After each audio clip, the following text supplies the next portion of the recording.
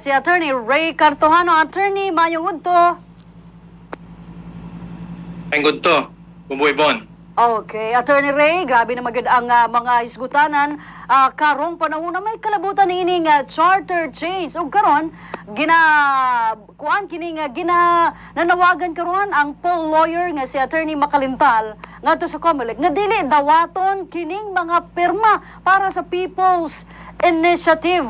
Naa ba ni kuan attorney kini bang legal pud ba attorney nga wala pa man day petition, no? Formal petition sa COMELEC pero gadawat og pirma ang COMELEC?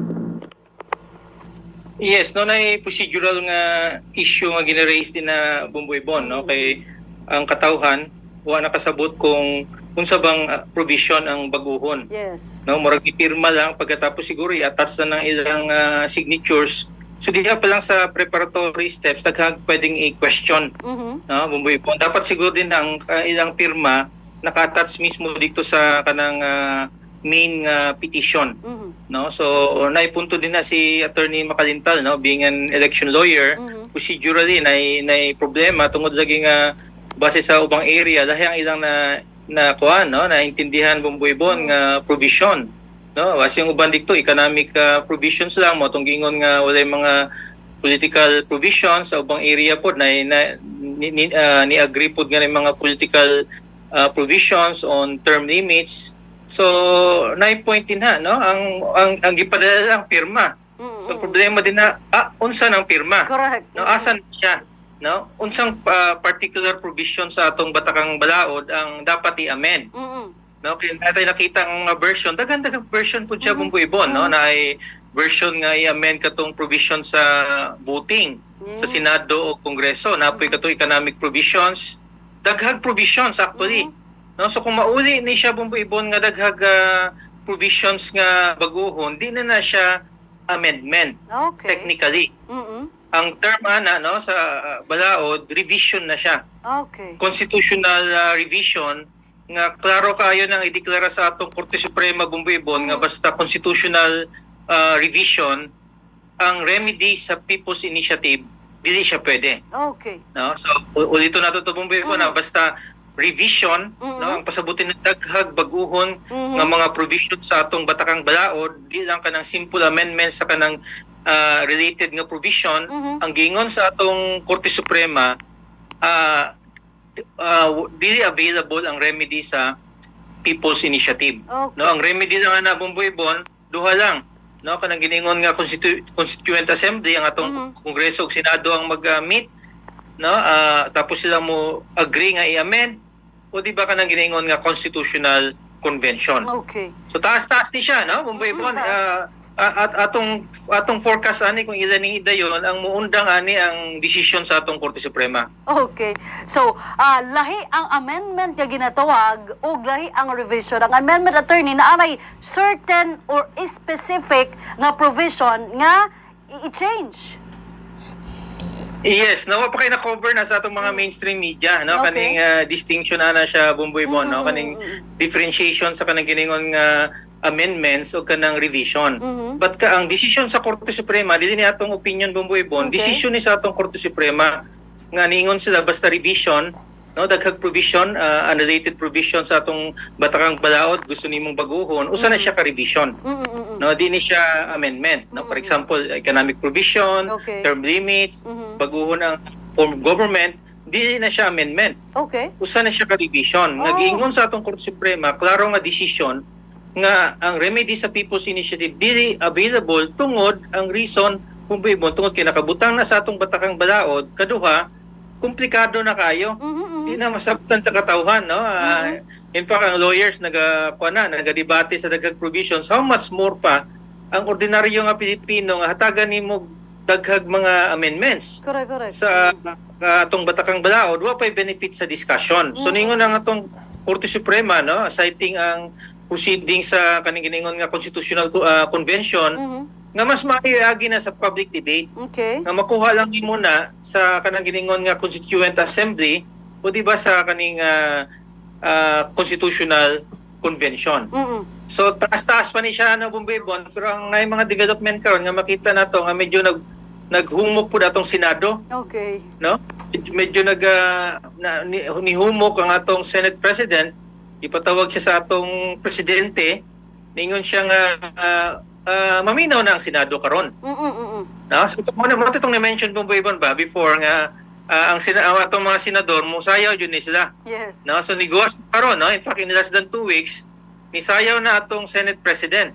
No, sa chat-chat, ningon siya nga di man yun siya oppose, no? So open man siya, but ang ilang di lang ma-verbalize sa atong mga senador Bumboy-Bon ba nga kung i-ship man gud sa kaning giningon nga unicameral system usa atong kongreso, sigurado mawala ang Senado. So murag ang ilang sabot ata Bumboy-Bon, basa nato sa katong news report nga ang Senado ang mo propose sa economic provisions pagkatapos i-adapt na sa atong Kongreso, sa atong lower house. Okay. Para sigurado daw nga wala laing provision nga masulod. So mo nang bigwas nga murag compromise nga istorya, pero murag ang ilang proposal constituent assembly lang, no, Bumboy-Bon. Sila lang gyapon ang mga senador, ang atong mga kongresista ang mo propose sa amendments sa kanang giningon nga economic provisions. Okay. So posible day attorney nga masango gyud ning ginatawag nga People's Initiative sa Korte Suprema. Yes, last na siya, no, Bumboy-Bon. Ang karon magud ang saba din ha, mga political moves lang. Yes. No, gipakita nga almost sa mga distrito, no, muragang term magipunduhan, no? Practically yes, gipunduhan ang atong mga kongresista, no? So kung naay pondo, syempre na may kung naay bugas, no, Bumboy-Bon, naay kanang budget para sa kanang pagpirma, dali lang na makuha ka ng 3%. So murag ang reading siguro makuha nila ng 3% Bumboy-Bon, no? Kung naa kay budget, no, dahil ang kwaon na pagkatapos total of 12% nationwide, kaya na siya buhaton, pero syempre muguwas nga murag na clash. Yes. No, so duha ka departamento sa atong legislative department. No, ang atong Senado, Kongreso wala nagkasinabot. Ang gibuhat sa atong mga kongresista, no, kay Speaker Romualdez, paagi nila nig People's Initiative, more of a political move.